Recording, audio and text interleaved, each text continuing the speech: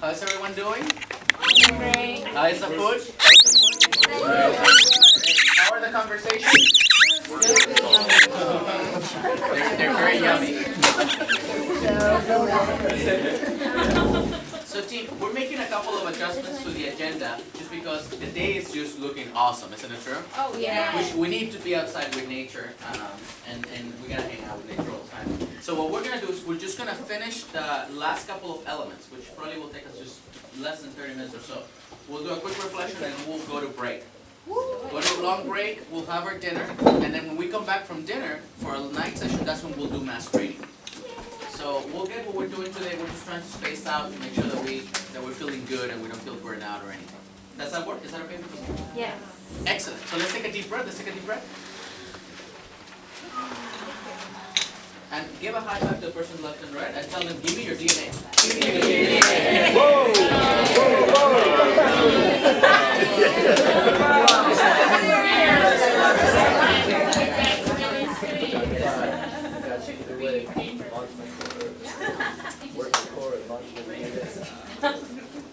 Sometimes I have to clap video, audio and video that we have to sync together. What's that? You're welcome. Oh, I always thought of that. So anyways, I just want to say that, so this is really complex DNA that has been modeled on, on a lot of what's happening in the colored revolutions that has sort of evolved internationally.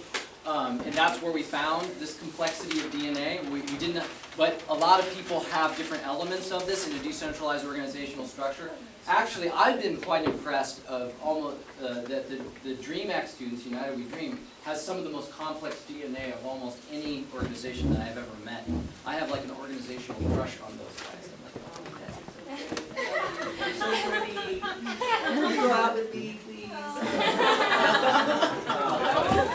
Carlos is like, I already went out with her. This is not.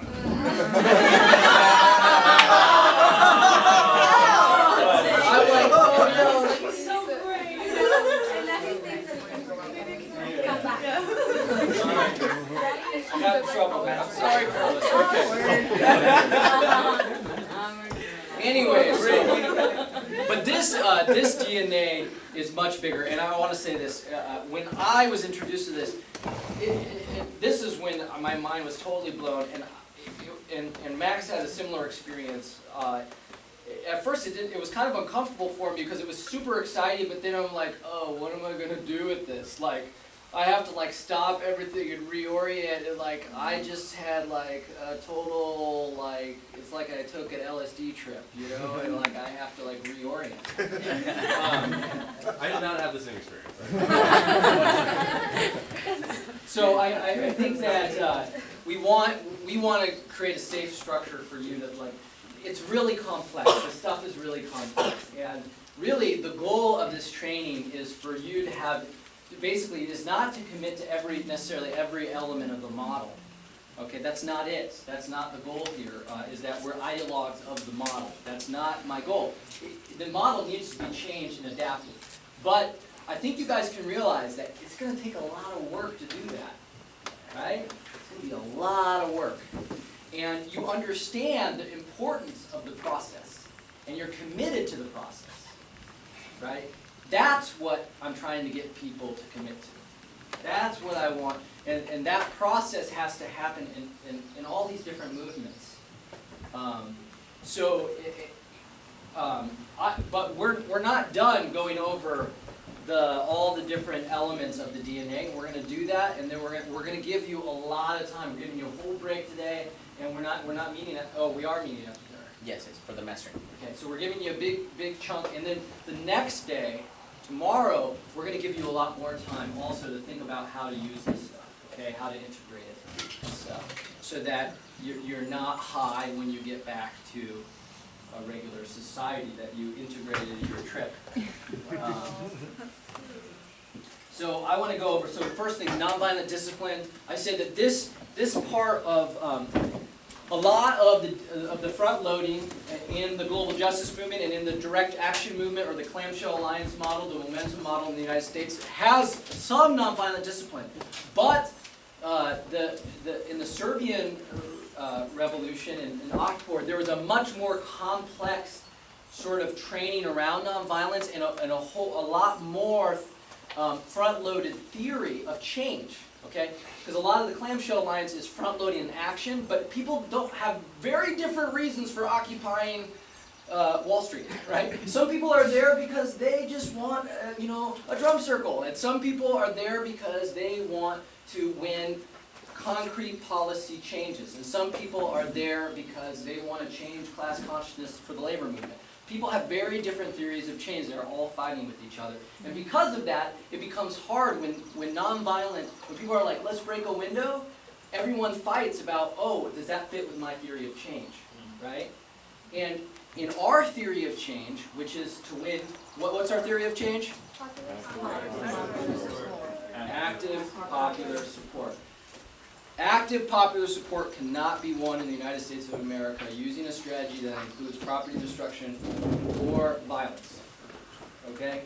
And anybody who does any sort of polling or anybody who talks to just random Joes, people are like, no, people like that we're breaking Starbucks windows. And like, you need to talk to my mom.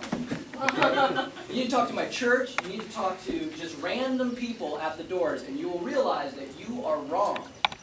Right? You are totally wrong. There's a very small percentage that believes in property destruction and violence. When you talk about punching cops or you talk about throwing Molotov cocktails, it's probably less than 5% of the population that would ever support that activity. Okay? So, if you want, yes? Sorry.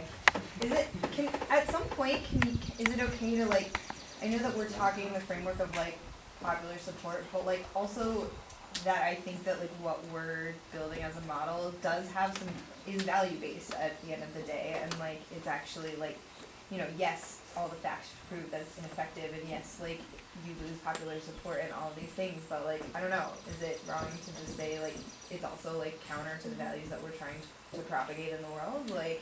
I don't know. I'm just in terms of the framework of the training. It's a great question. Okay, it's a perfect question. This tradition of civil resistance, before it was called civil resistance, it was called strategic nonviolent conflict. Okay? There's another school which is called principled nonviolence. That's another school. And Kazu, I don't know if anybody knows Kazu. We love Kazu. And Kazu is one of the leaders of Kingian nonviolence, which is the principal school of nonviolence, okay? Which has a whole moral and philosophical reason to be nonviolent that's on top of the strategy, which has a lot to do with interpersonal dynamics and your personal moral philosophy and how it affects you that you're violent, okay? I think that those people are very important in the movement, okay? I think they are, and I really love Kazu's training. I recommend everyone go to it. But this training is really about strategy. And a lot of people who don't believe in it, the principled nonviolence, will still be okay with strategic nonviolence.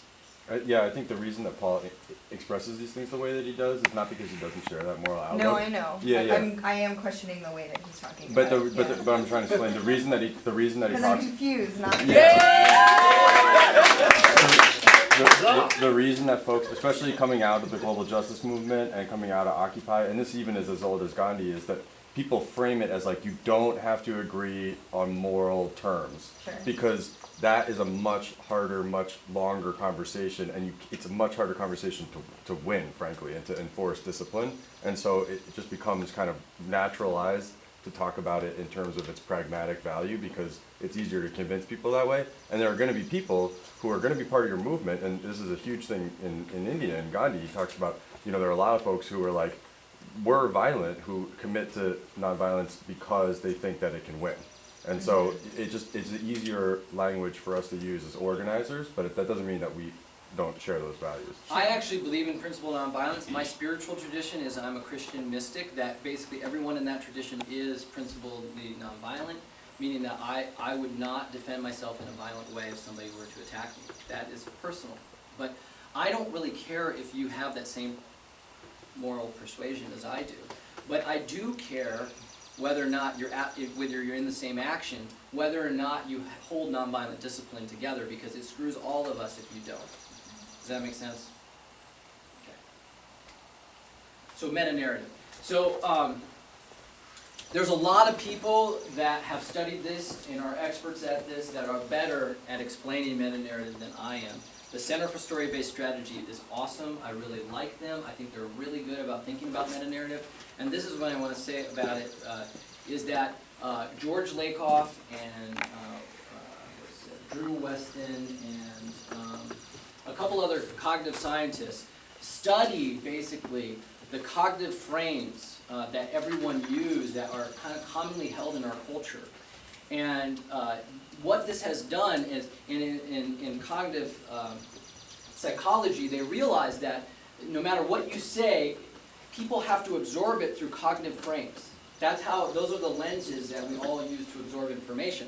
So using that cognitive psychological understanding, it allowed PR people to be much more effective at framing our action and our movement and everything so that people can absorb it, okay?